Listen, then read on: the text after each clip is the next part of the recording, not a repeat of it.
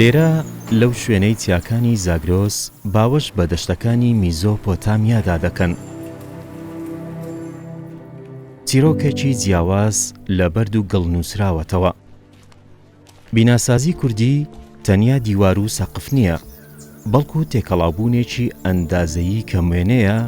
لەگەڵ سروشدا.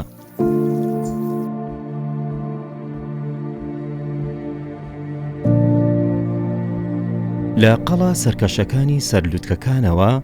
تا ماڵە پلیکانەییەکانی هەورامان گەشتێک دەکەین بەناو مێژوویەکی زیندوودا کە هەزاران ساڵە بەرگری لە ناسنامەی خۆی دەکات.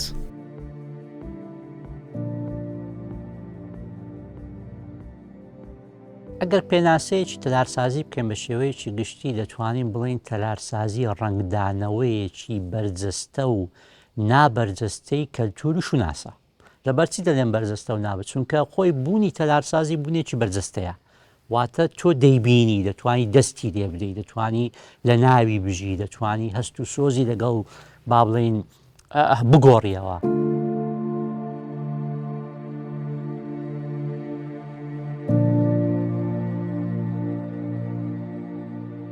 لایەنی کەلتوری لە شوێنێک بۆ شوێنێک دەگۆڕێ، لە کۆمەلگایەک بۆ کۆمەلگایەک دەگۆڕێ. زۆر بابەت هەیە، یەک لەوانە تایبەتمەندی کەمەی پێی دەڵێن پرایڤەسی. تایبەتمەندی یەکێکە لە کۆڵگەکانی کەلتور بەڕاستی کە خەڵک لەگەل لە تاچێکەوە بیگری تاوەکو کۆمەلگایەک بە شێوازێک تەماشای ئەو شتە دەکات. بۆ نمونە من وەکو کەسێک حەز دەکەم تایبەتمەندی خۆم هەبێت، حەز دەکەم من لە شوێنێک بژیم ڕەنگە هەندێک شت بکەم چالاکی مەبی کەس نەمبینی. بۆ نمونە ئەگەر لەسەر ئاستی شارسازی یاخود ئاستی با بڵین گەڕک تەمەشای ئەو گەڕەکە کۆنانەی شاری هەولێر بکەین، مشا دەکەین کۆڵانەکانی زۆربەی کۆڵانی پێچاوپێچن، هەندێک کۆڵان دەرناچی. ئەوە بۆ چییە؟ ئەوە بۆ ئەوەیە تو بە شێوەیەکی گشتی ئەو شوێنە ئەو گەڕەکە تایبەتمەندی خۆی هەبووە، پرایڤەسی بۆ دروست کراوە. یعنی تۆ کە لە ماڵەوە دێ دەرەوە لە خانوویەک ڕەنگە تا ڕادەیەک خانووەکەی ئەو بەری خۆت تۆ نابینی، یان با بڵین کۆڵانێک کە دەرناچی هەر بە شێوەیەکی ڕاستەخۆ کەسێک کە بێدا دەڕوا کەسێکی نامۆ ڕەنگە ببیتە شتێک کە تۆ نەچێنا ئەو کۆڵانە، چکە کۆڵانەکە کۆتاییەکەی داخراوە.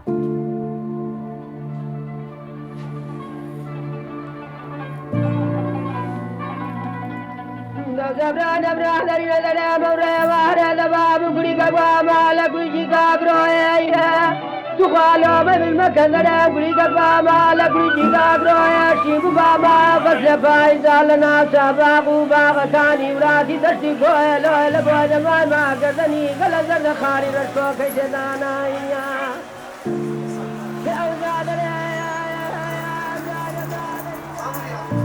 تەلارسازی تەنها هەڵچنینی بەردوودیوار نییە، بەڵکو زمانێکی بێدەنگە کە ناسنامەی نەتەوەیەک دەجێڕێتەوە. لە کوردستان خانووەکان تەنها پەناگە نین، بەڵکو ئاوێنەی ژینگەی سەخت و کۆمەڵایەتی بوونی مرۆڤن کە بە درێژایی هەزاران ساڵ لەگەڵ چیاکاندا ڕاهاتوون. خانووەکان بناغەکانیان بەبەر دروست کراوە، ئەو بەردانی ناو بناغەکە زۆر مهتەم نەبوون بە قەوارە و حەجمی و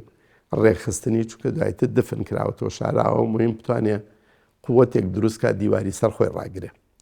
اینجا هاتوین دیواری قاتی یەکەم دروست کراوە کە زۆر جار لە بەردی مەڵکەنی بووە یاخود بەردی شێرکوش و هەروەها یا لە خشت دروست کراوە تر خشتەکە خشتی قوڕبێ یا خشتی سوورە و کراوە کە گەشتوون تا ئاسی سەر پەنجەرە و شتەکان لەوێش هەر جاری کە دوو نوع بینا هەبووە داری بۆ دانراوە سەر پەنجەرە و دەرگاکان بۆی دوایتر لەسەر و ئەوە کە چینی کە دروستەکەن پەڕینەوەیە کە بێ ئەو پەڕینەوەی لە بینایی زۆر کۆنا هەمووی بەدار کراوە. دوای لەم سەردەمانەی ئەخیرا کە ئاسن هاتە وجود و ئینگلاین وشتیوا بۆ ئینگلاین شوێنی داری گرتەوە ئیگینا پەڕینەوەی ئاستی دەرگا و پەنجەرەکان بەدار دروست کراوە و لەوێشەوە چەند چینێکی کەلێنراوە. سەقفی بینای خەڵکی متەمەکن بەرز بووە، یعنی کە گویان نایبێتە زۆر سەرف و خەرج حەزیان کردو سەقفی بیناکان بەرز بن، لەوێ ینی دڵکرانەوەیەکی زیاتر هەیە لە ناو ماڵ و شتەکانە. بەڵام و کەسی کە ئیمکانەتی کەم بوو بێ هەوڵیاو لە کەمترین حەددا بەشی پێویست و زەڕورەت دروستکە و کۆتایی پێبێنێ بۆی تێچووی کەم کاتەوە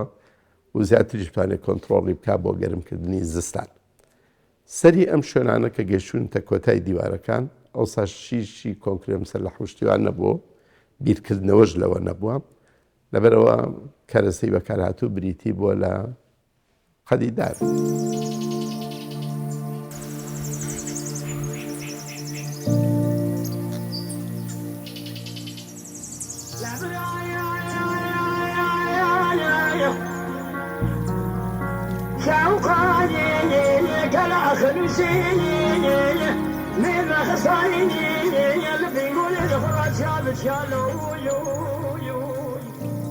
خانووی کوردی لە باوەشی خاکەوە لەدایک دەبێت.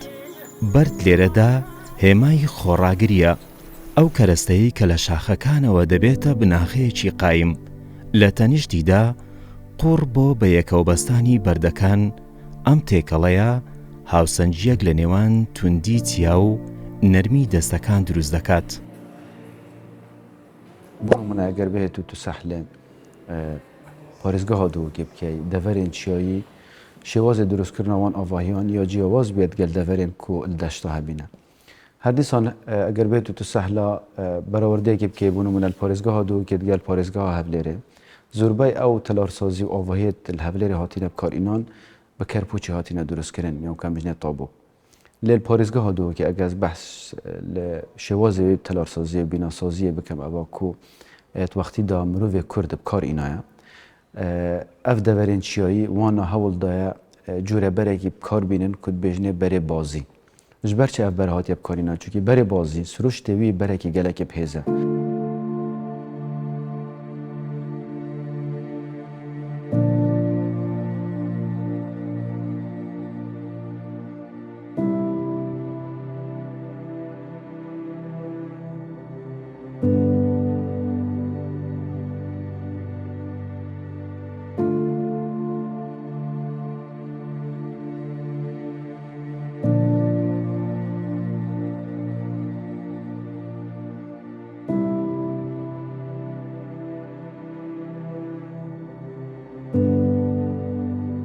مێژووی نیشتەجێبوون لە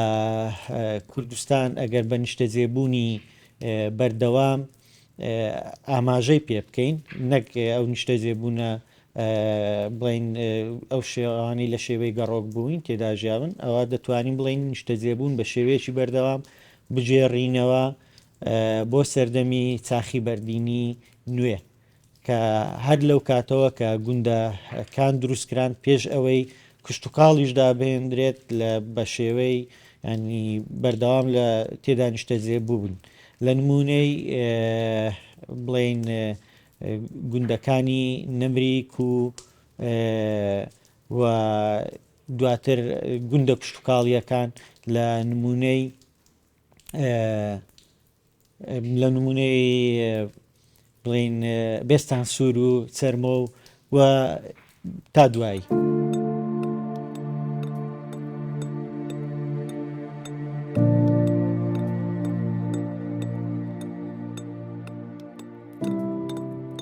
ئەم شێوازی بیناسازیە ڕێگێکی قوڵی لە مێژوودا هەیە. شارستانیەتە کۆنەکانی زاگرۆس لە گۆتی و لۆلۆیەکانەوە تا مادەکان. مرۆڤی ئەم ناوچەیان فێر کردووە کە چۆن لە ناو دڵی بەردەکاندا تەلاری مەزن دروست بکات. ئەندازەی تاقەکان و شێوازی هەڵچنی بەردەکان میراتێکی هەزاران ساڵەیە کە نەوە دواینەوە وەک ناسنامەیەک بۆمان ماوەتەوە.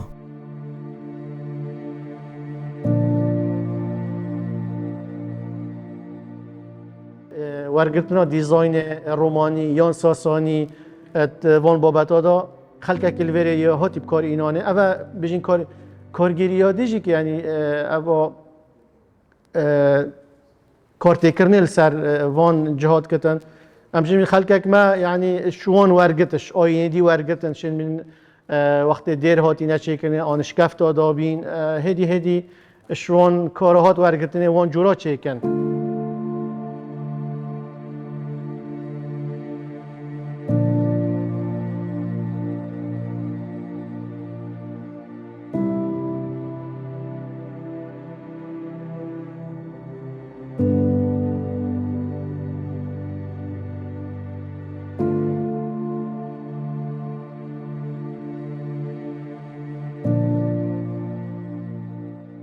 لە ڕووی کەرەستەی بیناوە ئەگەر تەمەشا بکەین ئەو خانوانە زۆربیان لە خشت دروستکراینە. خشت بەڕاستی بە چەند قۆناغێک تێپەڕیە لە بیدایەت کە دروست دەکرا لە خانوو هەرە کۆنەکان تەمەشا دەکەین خشتەکان زیاتر لە قوڕ دروست دەکرا و ئەو قوڕە لەگەڵ هەندێک کات تێکەڵ دەکرا بۆ ئەوەی کاتێک کە با بڵێن دەیبڕنەوە تووشی قلیشان و ئەو شتانە نەبیتن. پاشان ئەو قوڕیان لەسەر عالیدادەنا و دەیان بڕیە و لەبەر هەتا و وشتیان دەکردەوە. قۆناغی دواتر ئەو کەربووچە پیا بوو کە ئەو خشتەکەمە پێ دەڵێن خشتی کوورە، یعنی باڵێن مەرحەلەیەکی دیکەیە ئەوە لە کوورەکان دروست دەکران و پاشەویش تەبێ ئەو خشتەی کە تاوەکو ئەو ڕۆژهر بەکاردێ وەکو خشتی ئەمە پێی دەڵێن فەنی کەرپوسی فەنی کە ناوەکەی کونکونە ئەوانە زیاتر بەکاردەهاتن.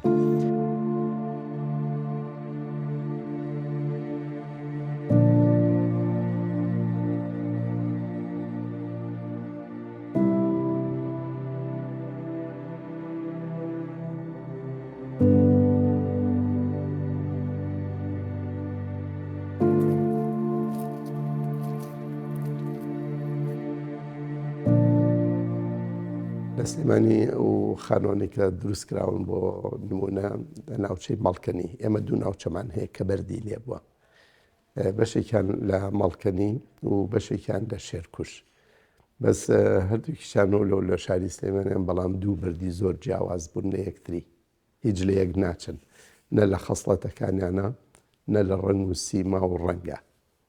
بەردی مەڵکەنی بەردێکی زۆر بەقوت ئامۆزای پۆڵا بووە و زۆر ڕەنگا و ڕنگ و جوان بووە، وەزنی زۆر قورسە،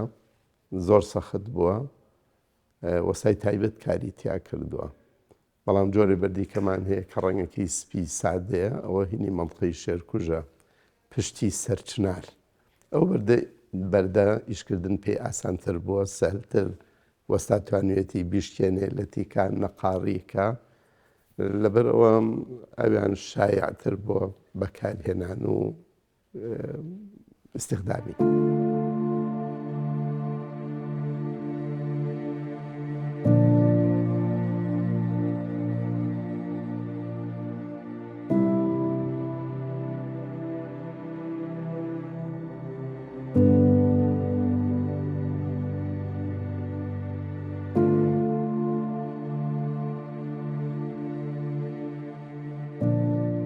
ئەگەر بێت ئەم سەحلا پەنجەران بکەیت بۆ نمونە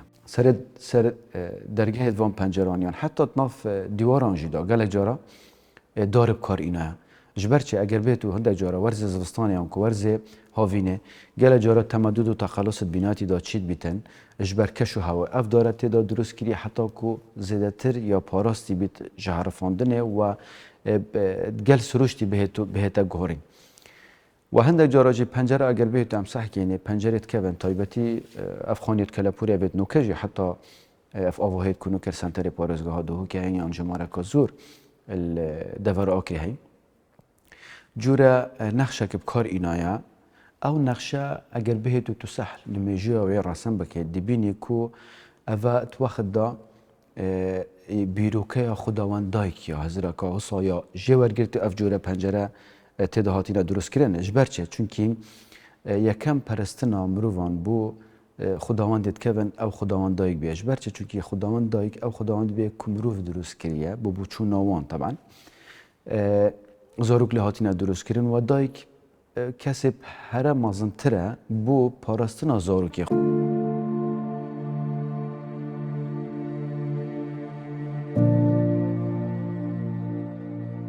هونەری کوردی لە وردەکاریەکاندایە پەنجەرەکان تەنها بۆ ڕووناچی نین بەڵکو دەروازەیەک بوون بۆ پەیوەندی نێوان ناوە و دەرەوە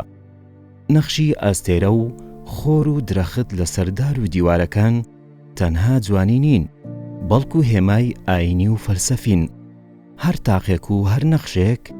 نیشانەی هیوایەکە بۆ ڕووناچی و پاراستنی ماڵەکان. لە هەر ناوچەیەک پێویستە ئەوە لە بەرچاو بگرین کە بیناسازی گرێدراوی چەندین لایەنی دیکەی ئەو کۆمەڵگەیە لە نمونەی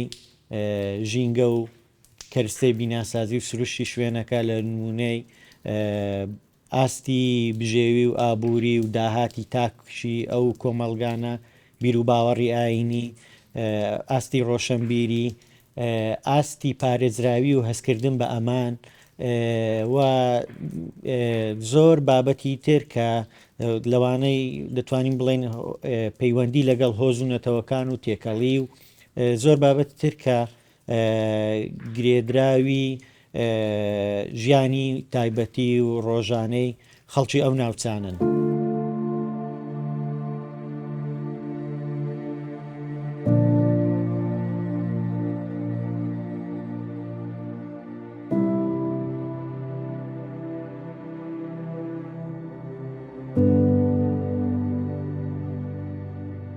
بێگومان ئەوانەش ئەو بەکارهێنانی کەرستانە تەنها بە شێوەیەکی هەڕەمەچی نییە، بەڵکو بە شێوەی دووبارەکردنەوەی چەند مۆدێلێکە. بۆ نمونە تو خانوویەک کە دروست دەکەی لە شوێنێک، ئەگەر ئەو مەتریالە ئەو کەرستەی کە بەکارت هێناوە زانیت گونجاوە لەگەڵ ئەو ژینگەیە کە خانووەکەی لێ دروست دەکرێت، وەزانیت بە شێوەیەکی ئاسان دەست دەکەوێت ئەو کەرستەیە، کەواتەوە باشترین بژاردەیە تۆ بەکاری بینی بۆ خانووەکەی خۆت. واتە ئەو مۆدلێک کە تۆ بەکارت هێنا مۆدلێکی سەرکەوتوو بوو، بۆیە ئەوانی تریش کە دێن ئەو مۆدلە دووبارە دەکەنەوە دوای تۆ.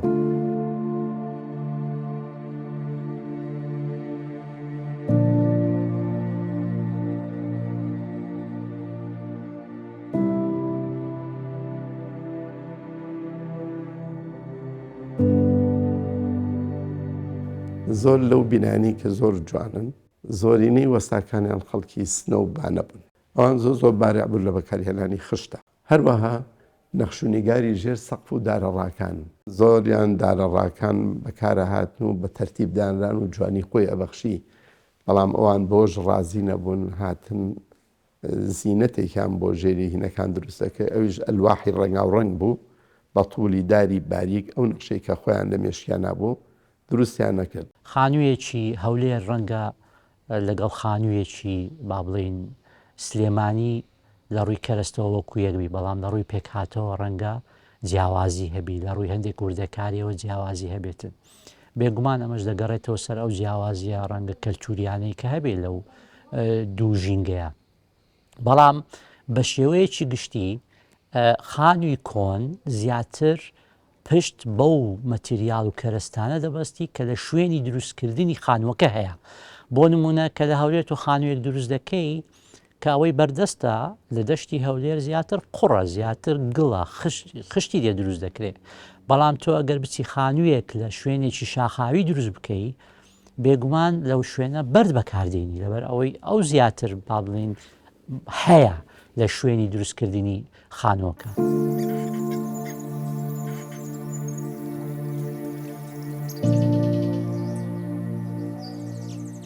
پێکهاتەی خانووی کوردی لەسەر بنەمای سادەیی و کارایی بنیات نراوە، بەکارهێنانی داری سپیندار بۆ ڕاگررتنی بنمیچەکان و دروستکردنی حەسار وەک ناوەندێک بۆ کۆبوونەوەی خێزان، نیشانەی زیرەکی و وەستای کووردە. لە کوێستانی سەختەوە تا دەشتی گەرمیان کەرەستەکان دەگۆڕێن، بەڵام گیانی بیناسازیەکە هەریەکە. زۆر خانوو کە دروست کراوە ئەوەی کە خاصن خەڵکێک دروستی کرد بێت دەرامەتی کەم بوو بێت، نەیتوانێت بچێ بە گشت بەردا، چکە بەرد مکلیفە پارەی بیستووە، چون ڕویان لەگەڵ کردو و لە خشتی قڕ کە کای تێکراوە، قوڕەکە گیراوەتەوە بەکاوە،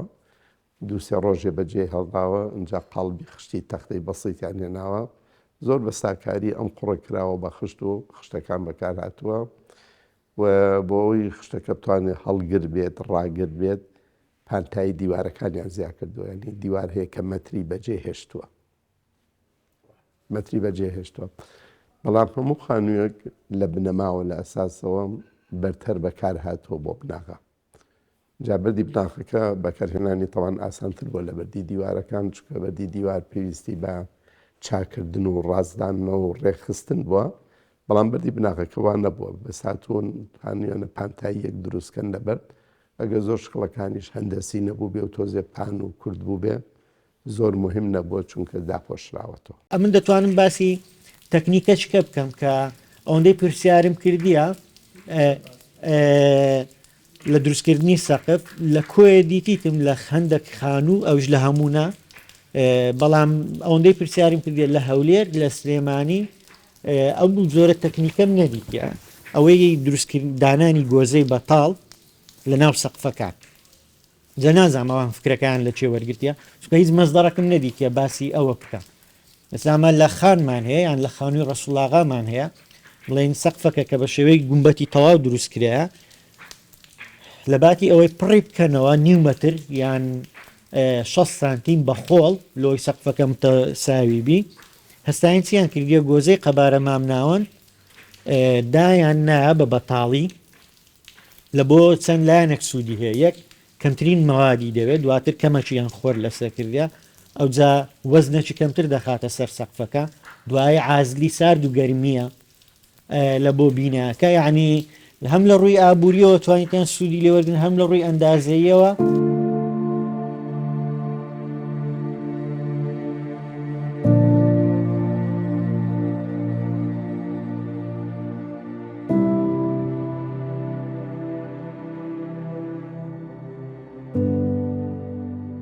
الدموهيك هالكولين أبت المعنجان داين الكل هذا خدان قشلا ذا خدا أو جوري آواهي هر مديتن بركة هاي بجنب بري سرشتي بري زيوي بري روبار خابيري أو هاتب كار إينانه به هیچ کو کرسته مونک دی به هات بت آوا کرنه تنه وکی بجن آخه هاتب کار اینانه یعنی وکی تق نکه وکی جورت آوا کرنه یه چکرین دیوارت استیرت زربه یو وقتی دیوارت آن مترک بین تات نه چکرنه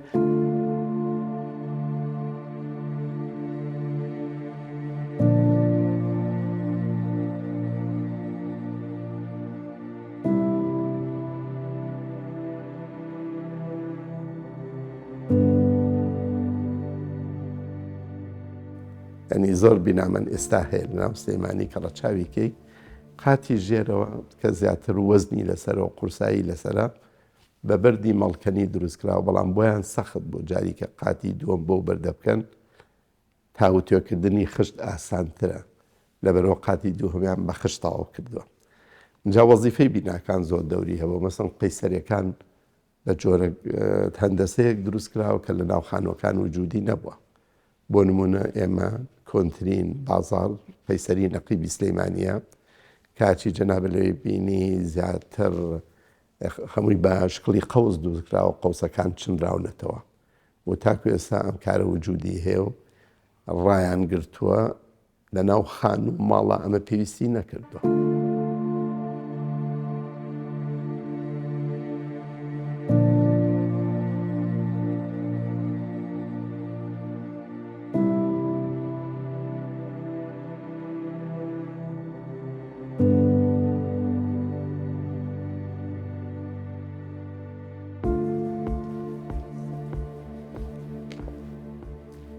لێرە وەکو لەو خانۆ کۆنە دەبینین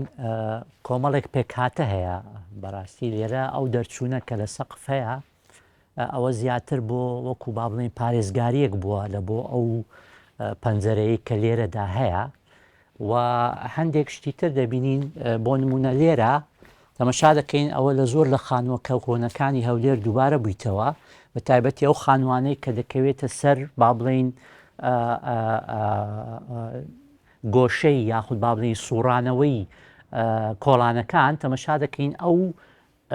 شکانەوەی هەیە و لەسەرەوەش ئەو ژوورە تەکمیلەی خۆی کردی ینی وەکو با بڵێن شێوەیەکی ئەندازەی خۆی پیشان دەداتن ئەوە هەیە ئەوە ڕەنگە زیاتر بۆ ئەو بابەتە بوو بێ کە زیاتر بۆ سوڕانەوە و بۆ ئەوە زیاتر بۆ ئەوەی تۆ کە دوو کۆڵان بەیەک دەگا بتوانی کۆڵانەکە بە تەواوتر ببینی و ئەوە یەکێک کە با بڵێن تایبەتمەندیەکانی ئەو خانووە کۆنانە.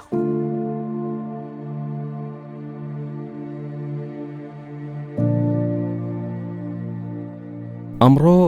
ئەم میراتە لە بەردەم هەڕەشەی لە ناوچووندایە پاراستنی خانووە کۆنەکان تەنها پاراستنی بەردوودار نییە بەڵکو پاراستنی بیرەوەری و مێژووی نەتەوەیەکیشە هەر خانوویەک کە دەڕوخێت لاپەڕەیەک لە ناسنامەی ئێمە دەسڕێتەوە ئەرچی هەمومانە ئەم تەلارانە بپارێزین